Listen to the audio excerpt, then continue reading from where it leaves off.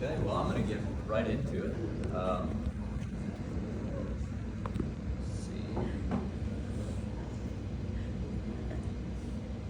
I'm pretty sure we have no church tonight, right? Not any other announcements, really? No, I don't necessarily No. Okay. Just this morning and Pastor's, city's mom. yeah. Yeah, Pastor is away this morning because he is traveling to see his mother, who's not doing great, I guess, health-wise. So pray for his safe travels. And Wednesday? Wednesday, church. Yeah, just for you guys' sake. Yeah. Oh, we have church Wednesday? I rarely make it during the week, so.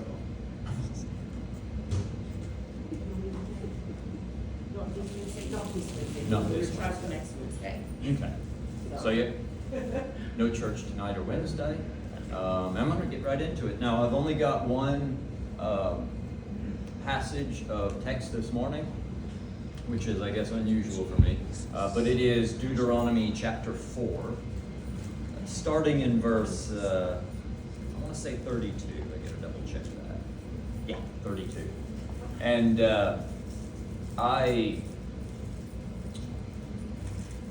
this is one that is going to lean much less sermon-y, I guess, and much more, I don't know, Sunday schoolish to some degree. So I tend to be a little bit more of a teacher than a preacher anyway, and so I'm going kind of that way this morning. But I do believe it to be a topic that should kind of bolster our faith.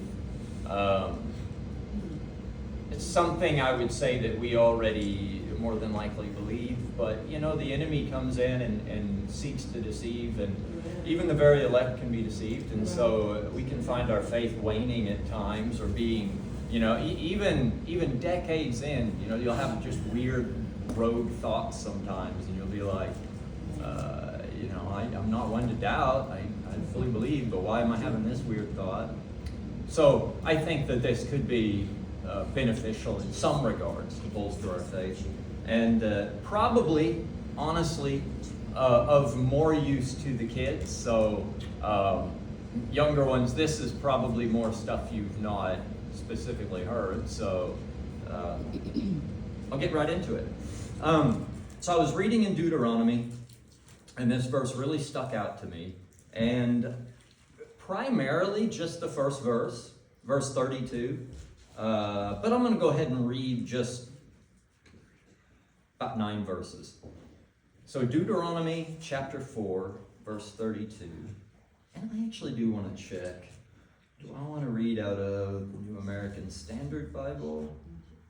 New American Standard Bible, or the NASB, I've said this before, but it is considered to be the most accurate. So if you're studying and you're just wanting to find out what is the most accurate and specific translation from Hebrew or Aramaic or Greek, the NASB is considered the best in that regard.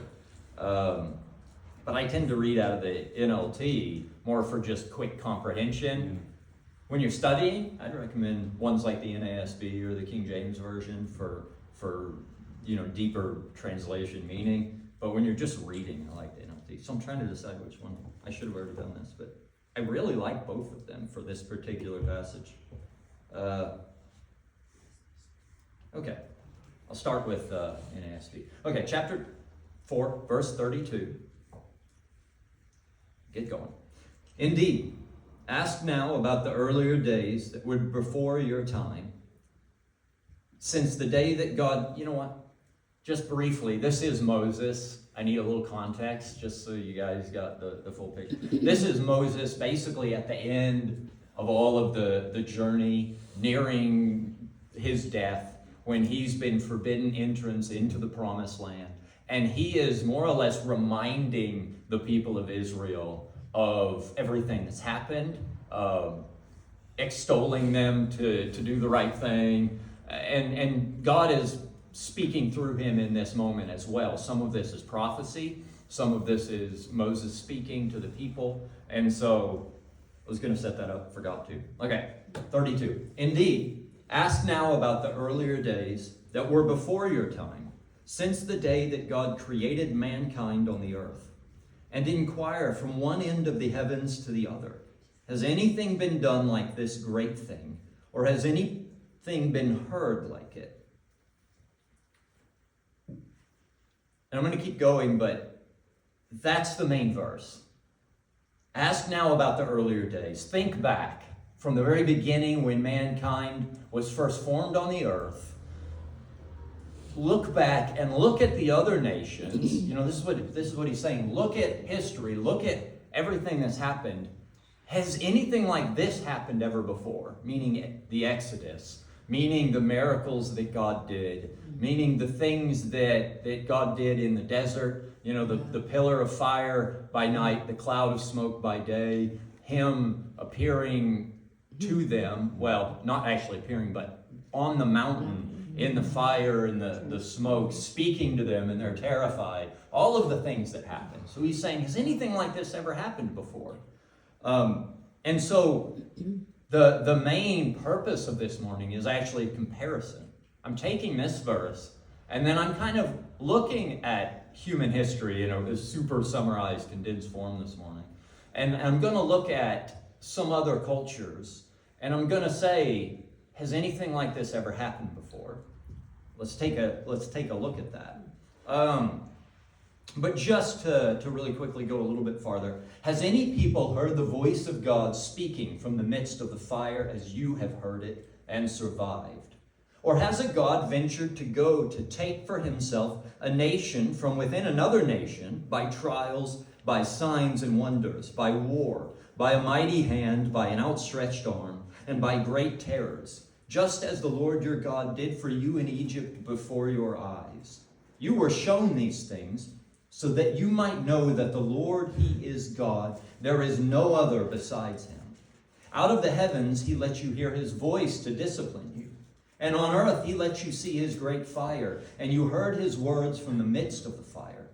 Because he loved your fathers, he chose their descendants after them. And he personally brought you from Egypt by his great power, driving out from before you nations greater and mightier than you, to bring you in and to give you their land as an inheritance as it is today. Therefore know today and take it to your heart that the Lord, he is God in heaven above and on the earth below. There is no other. So here is the claim that we have as Christians, that the Jews had as the Jewish people in the Old Testament. Here is this claim that we believe to be true. But I'm going to take that claim and I want to kind of look at it from slightly an outside lens. And I also want to look at a few of the other claims made in history or in different religions. And so just like it says at the beginning, ask now about the earlier days and inquire, has anything been done like this? So, of course, we already believe this all happened as Christians. But if we were to look at it and say, okay, based on the claims in our holy book, in our text, the Bible, this is what it says, and we're going to say that we believe that it happened. But we're going to go ahead and lend just a little bit of neutrality. And we're going to look at a couple claims or a couple beliefs from other religions. And we're going to kind of see how they stack up. How do they compare to the Bible, to the claims that have been made by God, or I'll just say at this moment, by our holy text, the Word of God, right? Because, other religions have their holy text. The Quran is the Islamic holy book. The Hindu faith has a few different ones. They actually have a huge hodgepodge of things they consider to be sacred text. I can't remember actually the name of their main book right now. It's a weird one. But I mean, it's full of stuff. Like, no joke, it has like recipes in it from just people from different villages. They were like, this is my favorite recipe. But it also has like mythology, it has poems. It's just this really big kind of amalgamation of things, because the Hindu faith does go back quite far. Or you look at Buddhists, they have their, I don't remember the names of any of them this morning. It's funny, I did a bit of research on this morning, but because it's things I've looked into before, I didn't bother actually pulling them up. What? Sanskrit. Sanskrit is actually Is the Hindu one? it's a language. Their books they got names. I don't know. Doesn't matter actually, to be honest, for this. But I will look at certain kind of claims that were made, because this is something that you will hear from people probably throughout the world, but it happens a lot in our culture in the West.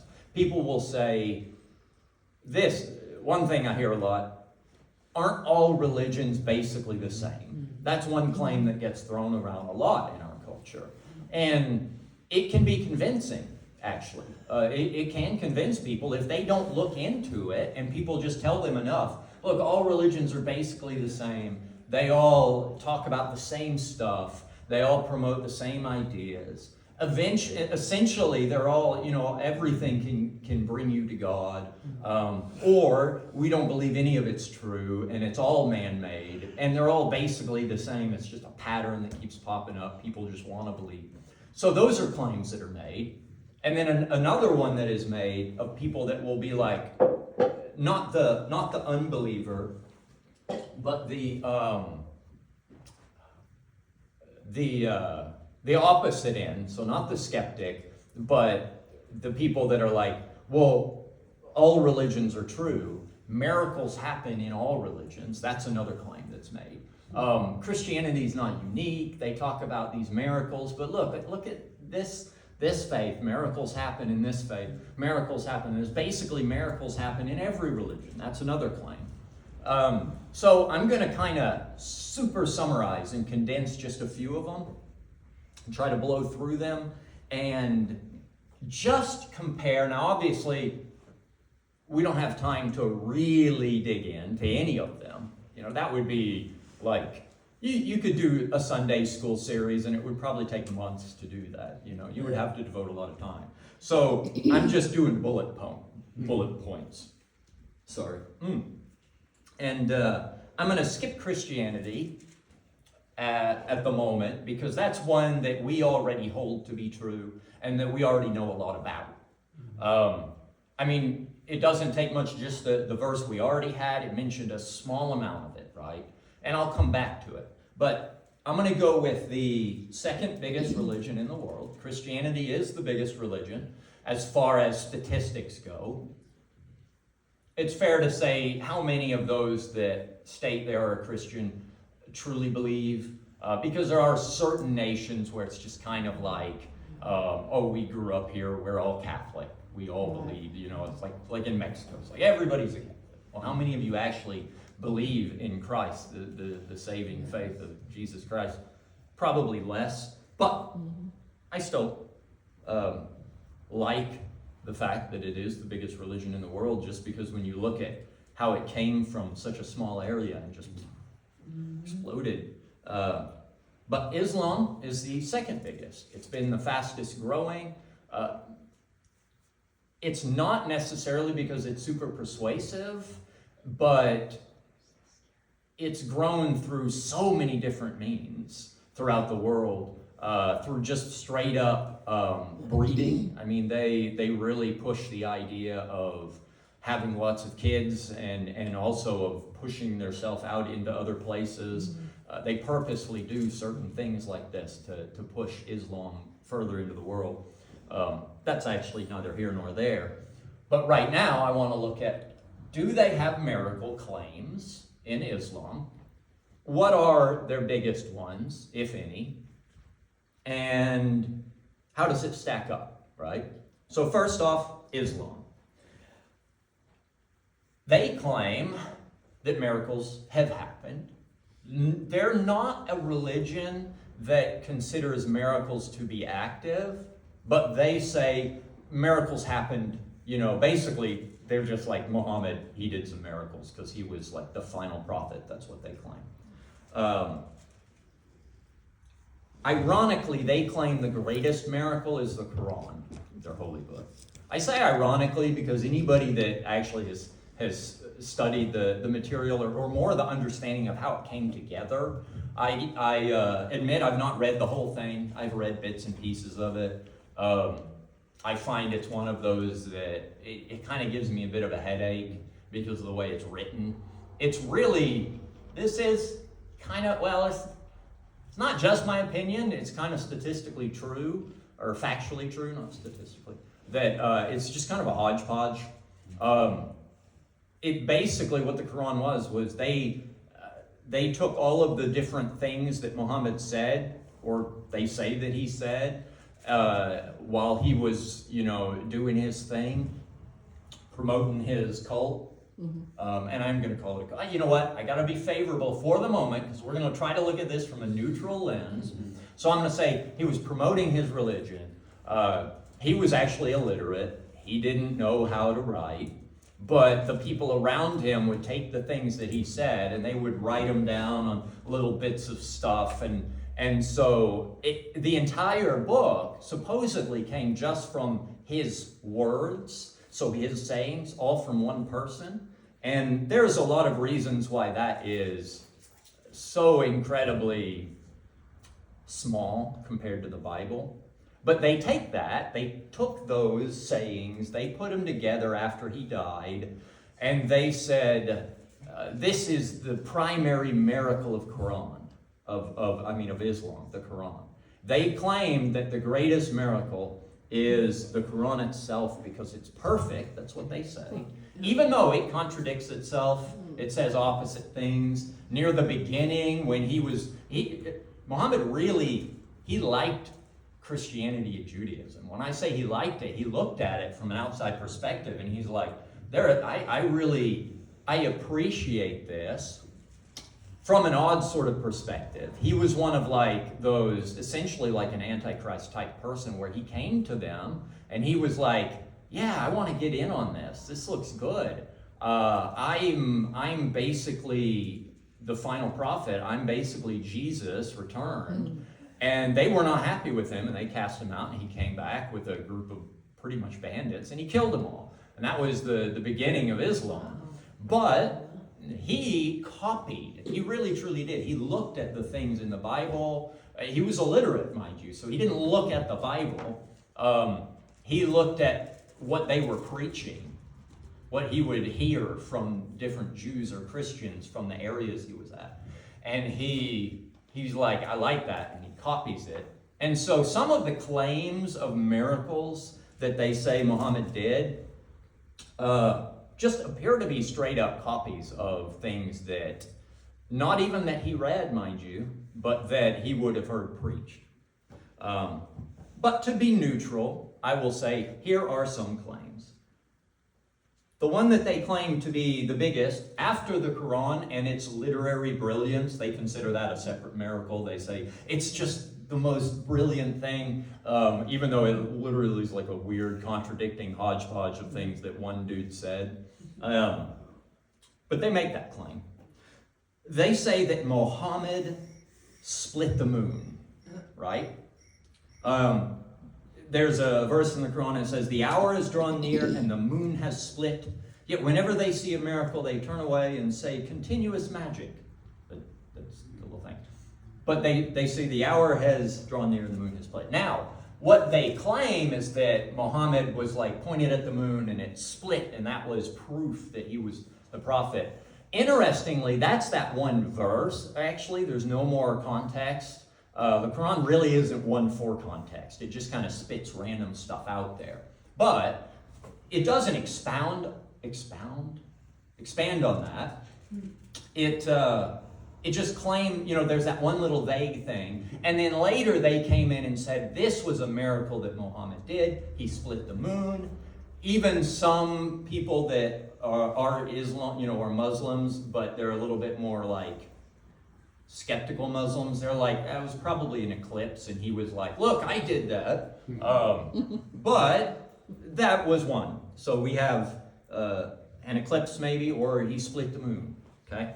But then that one at least would be a public miracle, okay? So this is how I want to view these. I want to view these as, was this considered to be, either in the holy text or the way they look at it, a public miracle that many people saw, or was this what is often the case, like a personal miracle, okay?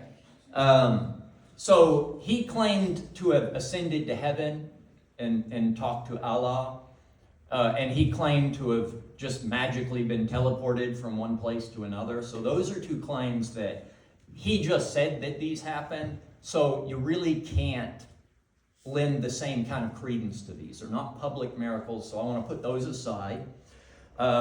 He claimed, or people, actually, this is interesting. These don't come from the Quran. They come from later teachings from their various imams, their holy men. And then after the fact, they started to claim that he did certain things. They claimed that he created water, like Moses did, but not where it came out of the ground, but he, like water, like he had faucet fingers and it would just flow out of his fingers. And they claimed that he fed like 300 people from a little bit of food, which, by the way, again, these do appear to be kind of copies to me of things that he would have heard preached about from Christians, speaking of the New Testament, or he would have heard talked about in the synagogues from Jews, because this was, about 700 years after Christ is when he was alive and when Islam, became a religion. And so he had both of those to draw from, but he claimed to have fed people. Now, when you look at the claims, again, in the Bible, where Jesus is said to have fed 5,000 people plus, right, on just a loaf of bread and a couple fish, basically. And I say plus because they would have only counted the men. So that was 5,000 men and then women and then children, tons of people from a tiny bit. To say that he's like, so they're claiming this, but even based on their claims, it's not super impressive to feed 300 people. I mean, if you've been at a little bit of like a medium-sized church and they have a church lunch and you get the people come in and feed, I couldn't feed 300 people, I admit. But it's not like it's that hard to do. So it still doesn't stand up even as a copy, if this was just pure mimicry of the Christian accounts, which personally I think was, but doesn't matter. They're claiming it happened. That's what matters right now. And they also claim that he spit in his cousin's eye and it supposedly healed it. And that at one point there was a drought and he pointed and a rain cloud came in. Which again, these are not actually any way unique. The only one of these that would be considered unique, actually, that would not be considered to be just a straight up mimicry or copy of things that happen in the Bible, is the whole I split the moon thing. Even though there are things in the Bible that, were considered, they claim to be public, very public miracles with the sun, like where, Joshua prays and the sun stands still for an entire day during a battle. And there was another point where it wasn't him, but another one prayed and like the sun moved backwards. So those are very public and also cannot be. And this is the other thing when you look at miracles is, if this is a miracle, could it happen by natural means? If so, it's not a very good miracle, right? So the moon being split, well, that would be pretty impressive. But again, it's such a vague text. Most people are like, it was probably an eclipse. So that can be explained by natural means. Not a great miracle. A little bit of water coming out of your hands is not amazing, because you can do fakery, and so it really doesn't stack up. The main thing to note, though, is that's about it. Those 5. So they claim to have a few miracles. A lot of them are kind of copies, but that's what we have for Islam. They're not a religion that claims lots of miracles, but they do claim a few. So when you go back and look at the claim that all religions are basically the same, all religions have miracles. Well, so far, Islam doesn't do a great job on that front. Moving on to Hinduism. That one, I knew that one was going to take me just a little bit more time. This one, for the most part, isn't going to be real long. Now, Hinduism is quite a large religion. Now, it's a very old one. It's maybe the oldest religion on the earth, actually, when you look at kind of just purely outside historical sources where they're like, okay, this started from various tribes in like, I don't know, I don't remember,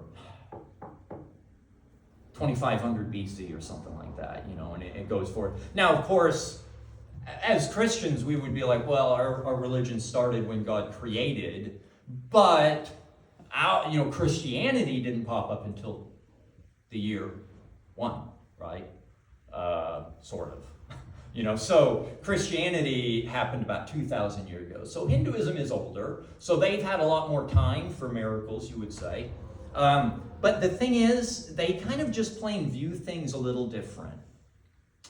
In Hinduism, there are a lot of personal claims. So you don't really have a whole lot actually in Hinduism of public miracle claims. That doesn't mean there's not a few. When I was looking into this to get kind of an overview, so this is not an exhaustive, inspection this morning, but there were mostly the claims that were said to have happened a long time ago. It's really oddly just kind of, a lot of it's just actually mythological. It really is. When you look at Hinduism, it's this kind of, it's this hodgepodge of stories, of mythologies, of recipes, of love poems, and it's all kind of combined. And a lot of these different religions, of these different tribes were spread out, and they all just kind of came together. Part of the reason why Hinduism has so many gods. And so, they claim to have basically thousands of gods. And nowadays, they'll be like, yeah, but those are all just different faces of the same ones. They're like, we really only got like a few. So they'll make that claim while still also having like their individual village gods that they might worship.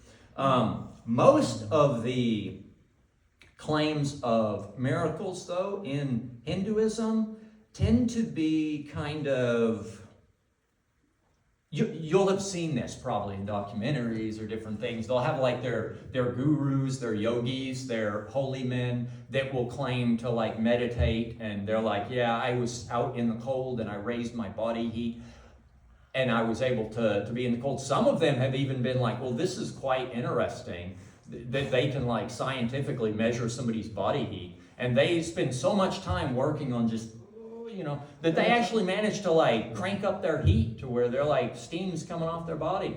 And you're like, well, that's interesting. Now, is that on the same kind of level as the types of miracles we're talking about here? Where it says, look back to the beginning. Has anything like this happened? The various plagues that hit Egypt, the parting of the Red Sea. I mean, it's really different. But Hinduism, it's almost like their claims are they're personal. And a lot of them are just really superhuman claims. They'll be like, yeah, no, this yogi, he floated, he levitated, and this one, he was out in the cold, or they'll make the claims, this one hasn't eaten since he was 12. He's not eaten any food. And a lot of these claims, they'll come and look later and they'll be like, oh, that's just straight up not true. A lot of them are fakery. It kind of lends itself to that. But again, I'm not actually saying, by the way, that supernatural things cannot happen in other religions. It's actually not at all. I think there are works of demonic forces that can manipulate things if people give them permission to. Seems like God has kind of not really given them permission to just straight up come down and dabble physically in our world, unless people first open the door. And so if you have these religions where we believe they're worshiping demons, essentially, and that's what that's what our holy text says. There is only one God. That's what we just read a minute ago. And you look through it and you realize, oh, well, then what are they worshiping if something happens? We believe they're worshiping demons, right? And sometimes they can be granted some amount of authority in a person's life, and that demon will do things, usually to deceive people. Sometimes it gets a result. There's always a cost to that, because demons, they do not like people. They hate us. They hate the very fact that God created us in his image. They hate so much about us. And so even when it seems like you have a demon acting benevolently in someone's life through witchcraft or through various, beliefs or religions like in Hinduism or Buddhism, it always seems like later it comes with such a steep cost. That's a different study, though. For right now, though, just those claims. There's just kind of a different idea. There's a quote by one of their yogis that Swami Vishwananda, don't know, but he says miracles are a Western Christian phenomenon. It is not a part of Eastern religions or philosophy. Hinduism has no pope, no church, no formal organization. Hinduism says have no faith in others. Realize God yourself. See God yourself. It's important to note that there are just totally different, cultural viewpoints on this. And so they're kind of like, no, it's all about your pursuit of God yourself. And if you want to go become a holy man and sit around and claim to not eat, you can do that and get super spiritual.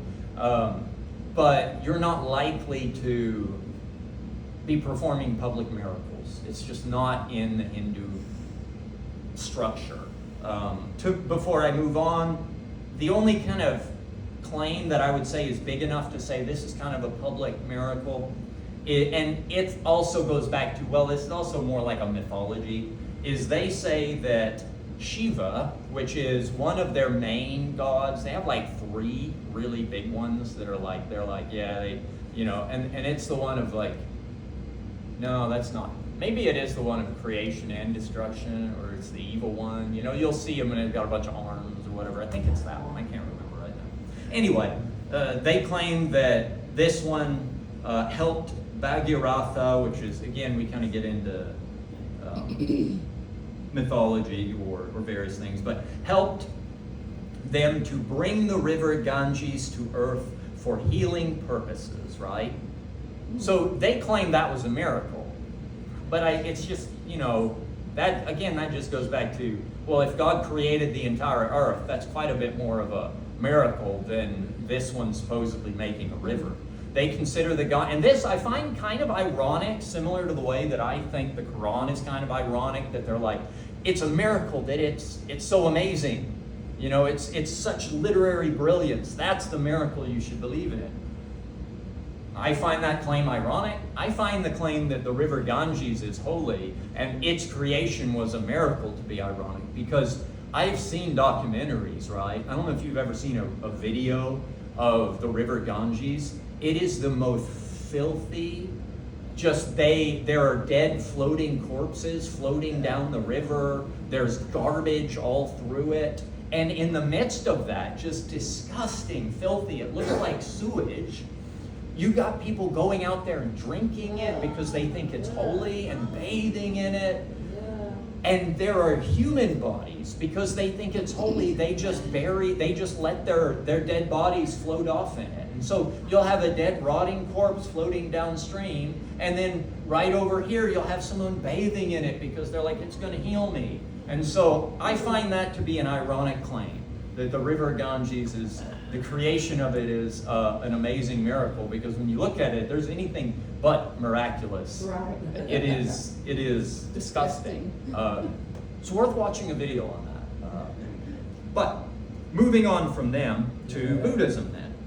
I'm doing okay, because these are just the main ones that I'm covering, and should be done soon. So, Buddhism is kind of similar in some areas to Hinduism, where they will have their Buddhist monks that will claim to do supernatural things. But again, they're usually personal claims. They claim, I did this amazing thing, and some people may believe them, but it's not what I would consider a public miracle. So as far as Buddhism now, or even in recent history, that's kind of where it stands. It's kind of like Hinduism. But when you go back to their claims in their holy books, it all revolves around the Buddha, right? Which was a dude, a human, that they believe reached enlightenment and basically became a god, is kind of what they believe. That's a very Western condensed version of it. They wouldn't agree with that. But essentially that's what it was, right? So, and it's weird because there are claims in their Buddhist texts, which there's like a few Buddhist texts that, that they use that are basically his teachings. And he was someone that was like a prince, and so he had wealth, and then he saw people suffering, and that bothered him, and so he was like, I want to learn I want to help. And so that kind of shifted to being like, eventually he's like, no, the ultimate goal is to avoid suffering. And the only way to avoid suffering is to basically reach this state of what we would consider to be oblivion, what they consider to be nirvana. But they want to reach a state of nothingness so they don't suffer anymore. They don't have heaven like we do. Again, that's different. That's a study on their religion versus ours, not their miracles. But they claim that the Buddha did various miracles. They will say that he had higher knowledge, clairaudience, telepathy, the ability to recall past lives, because they believe in reincarnation, and they don't believe it's a good thing. That's what's funny. They're all like, we believe it, but we're trying to get out of this cycle. We don't want to be born into suffering over and over again. They believe he had some miraculous healings, that he teleported, that he created duplicates of himself. Basically, they believe that he did some really supernatural things, which is a little odd. We have another conflict.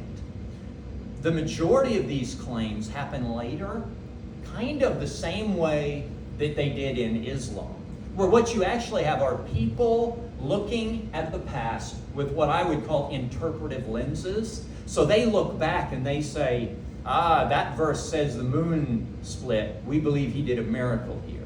At the time, nobody actually was claiming one in these cases, like with Buddha. But later they look back and they're like, yeah, he did all these things. Yet the earliest teachings he had were weirdly that miracles were bad and that people should not do them. So there's a real conflict in Buddhism where they're like, miracles happened. And then on the other hand, they're like, but he actually taught that miracles are bad because, what was the claim? Where was that? They just discourage the practice of miracle working because they suggest that such claims are not central to his philosophy of getting out of suffering. They believe that it distracts from that is kind of contrary to it. Almost that it's a deception, but they don't really believe in divine intervention, right, the way we do. So again, that original claim, all religions are basically the same. The other claim, all religions have miracles. Okay, we look at Islam, doesn't stack up, pretty minor. We look at Hinduism, it's just a lot of personal claims, primarily. And we look at Buddhism, and we have a lot of interpretive claims, where no one at the time, now, in the Bible, the people at the time were claiming, we saw a miracle, right? And they were recording that. We saw the Red Sea split. We saw, the pillar of fire moving before us, guiding us at night. We saw so many that I actually can't count them, literal just. The Bible, that's the thing. The Bible is replete with miracles. From front to back, there are claims of miraculous accounts all throughout it. And you can choose to believe it or not, but there are those claims, and they were claims at the time where they were like, we saw this happen. What happened in the New Testament? These were claims from hundreds of people, right? That we saw Jesus do this, this, this, and this.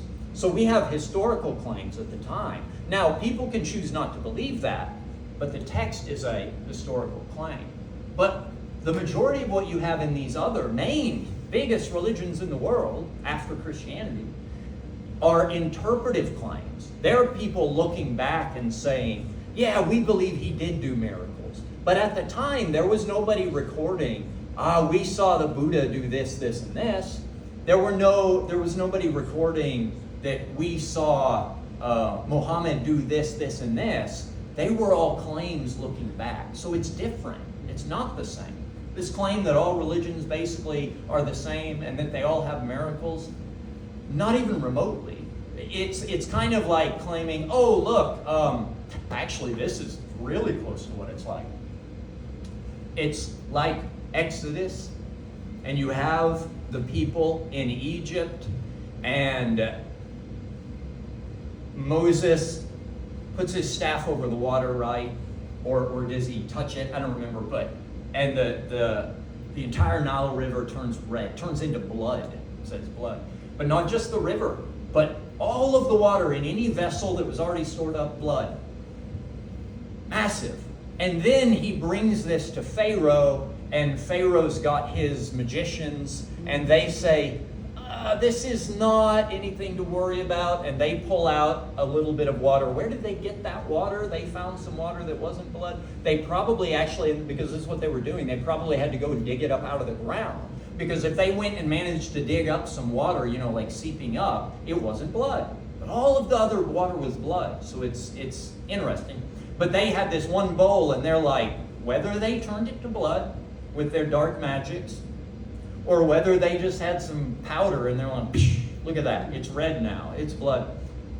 It's a very small claim versus a very big claim. And that's what all of the miracles were like at the time where, the miracles were happening with Pharaoh for the first 3 or 4 maybe. And then it was just like an avalanche where it was like, okay, how about this one and this one and this one? And the magicians were like, we need to listen to him. We can't mimic this. We can't copy this. We can't do this anymore. This is real. They said, this is the finger of God. That is what a miracle is, right? The finger of God, a divine intervention. And so when you look at Islam, nothing in comparison to the Bible. Now I'm taking their claims, and for the moment, I'll do a little mental practice, and I'll say, all of the claims are true. I don't actually believe that. But for the sake of this example, I will say that all of the claims in the Bible are true. All of the claims in Islam are true. All of the claims in Hinduism and Buddhism are true. Okay, now let's look and compare them. And what are they like? Well, you have basically the miracles in Exodus where you had everything, all the water turning to blood. You had plagues of flies and plagues of frogs. You had people, getting boils, but not the Israelites. Then you had darkness, which was supernatural. Basically, not even candles would put out light. They were just in total darkness. It was so thick. Not just an eclipse, right? That's something far beyond that, especially because here it's totally dark and right over here it's light. You have those claims, but then you have even greater ones that Moses, not just Moses, again, these are not personal claims, but Moses and the tens of thousands of people following him all claim to have seen these massive miracles. Versus, this one holy man managed to float a little bit. It's not the same. It's not the same at all. And people saying it's all basically the same. Every religion has their claims of miracles. So Christianity is not unique. It is unique. It's very unique.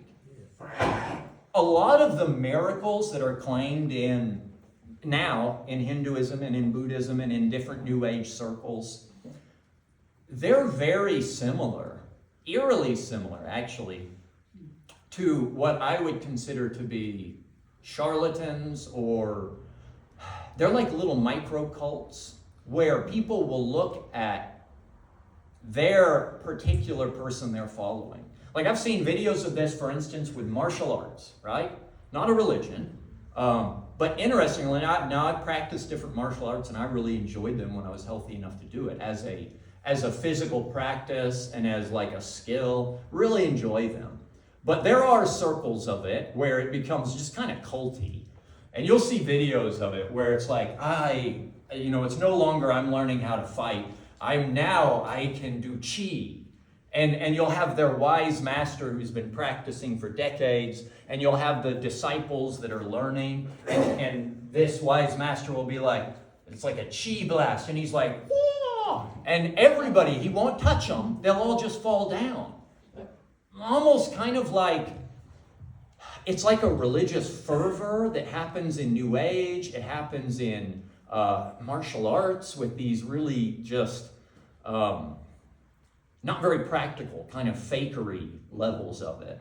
It also happens, unfortunately, I think, in, like, for instance, hyper-charismatic circles, where you have people claiming things, but a lot of their miracles are like, you see the same thing in New Age, where people work themselves up into like a religious fervor.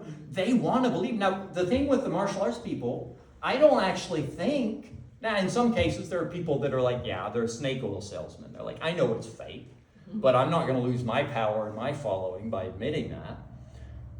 But there's a lot of them, they believe it, right? And so they kind of convince themselves that it happens, and they might consider that to be supernatural or miraculous.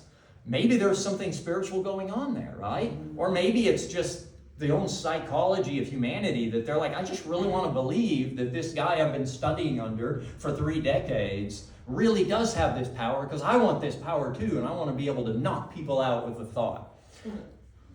And so they work themselves, I think they believe it more often than not. And they work themselves into it, whether that's some odd example of perverse faith or whether it's just mental, like a placebo effect, right? I don't know. But that's a lot of times what the miracles in other religions are. They're either a personal claim of someone saying, I have not eaten or drank water in 40 years. So listen to me because I'm amazing. Or they're kind of these sort of almost religious fervor type things where people just really want to believe it, right? Yeah. And that's what will happen in a lot of New Age circles.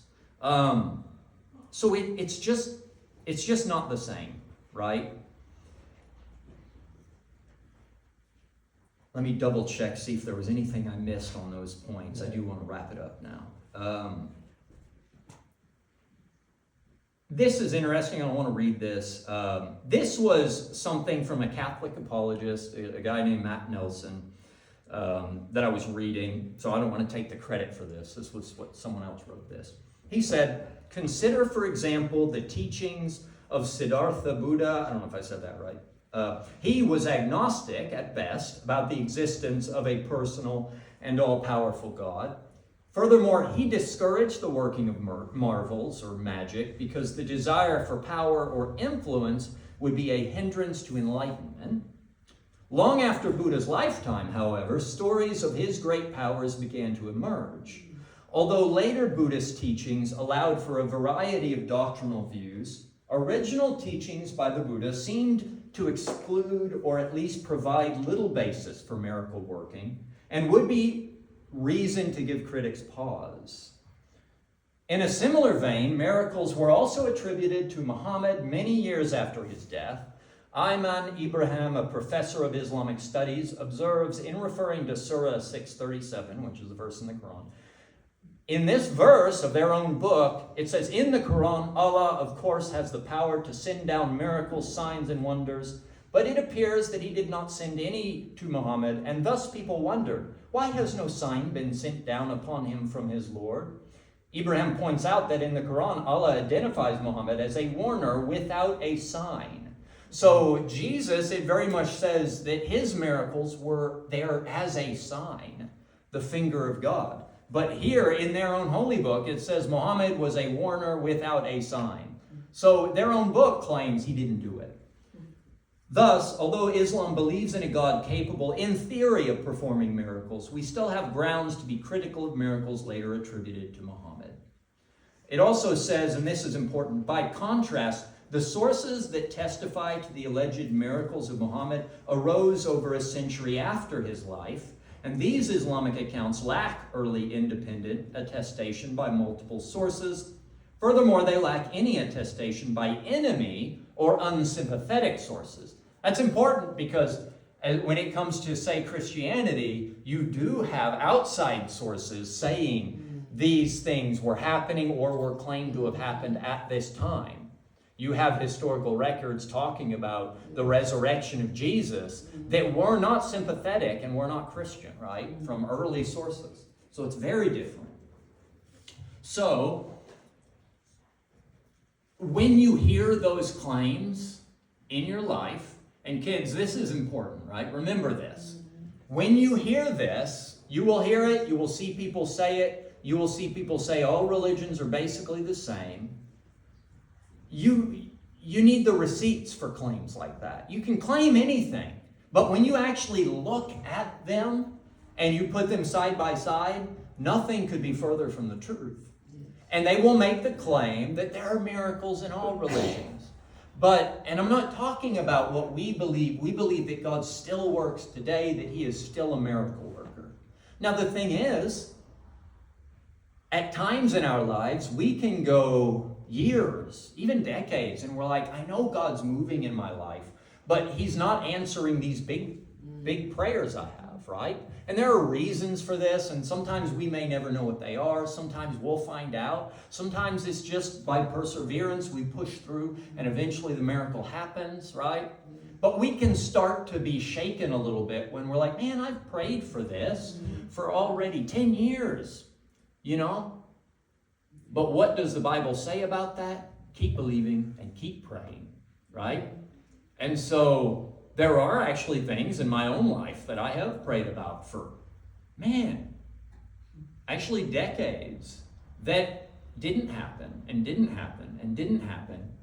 And then it did, right? And so God eventually answered. Was he being slow? Well, to me, he was, right? But the Bible says that he's not slow the way we think of things, right? He's never late. He's always on time. This is the difference. You can trust that the claims, just the claims themselves, whether you choose to believe them or not, that the claims made in the Bible, that there is nothing like that in any other religion on the face of this planet. All religions are not the same. The claims within them are not the same. The beliefs are not the same. They don't all point to the same place. And they are not equal. And there is good reason to believe, right? And that's almost a separate thing. But when you just take these things at face value, we still see that what God has given us, what God has shown us, it is the finger of God. It is God moving in our lives. And so, I saw that verse, Deuteronomy 4:32. Now search all of history from the time God created people on the earth until now, and search from one end of the heavens to the other. Has anything as great as this ever been seen or heard before? So we can take that and we can do that. That's kind of what we did this morning on a very small scale. We looked with a tiny little bit of a lens at history to look and see, has anything ever been done like this before? And I think the resounding answer is no. This was unique. What we have in our faith is unique. And we have reason to, and this is interesting, right? To be proud, never in ourselves. The only thing that we have a right to be proud of as Christians is our God. That's right. We have reason to be joyous, to be proud of our King of Kings. We have reason to look at it and think this is different. This is unique. This is the finger of God. And that's it. Not really a sermon, but that's really the verse that just stood out to me, and I wanted to bring it to you guys this morning. And I thank you guys for listening. Love y'all. Have a safe week. Should I pray to dismiss? Yeah. Okay. Since there's no church tonight, there's no church Wednesday, just be praying for each other through the week. Pray for Pastor's safe travels back. And may God's grace go with us. Lord, we thank you for your presence this morning. We thank you that you are a God who moves still today. But we thank you also for the ways that you moved in the past, that they stand as a testament to your glory, something that we can look at, that we can be, proud of, pleased with, amazed by, in awe of you and what you have done. We thank you. We pray that those things would go with us this week as we go through this week, that the miracles of the past would be on our minds. I pray that your grace, your healing would be present in our bodies, that you would grant us the strength that we need. And we pray, God, that you would protect us and bring us back at the appointed time. We praise your name. Amen. Amen. Amen.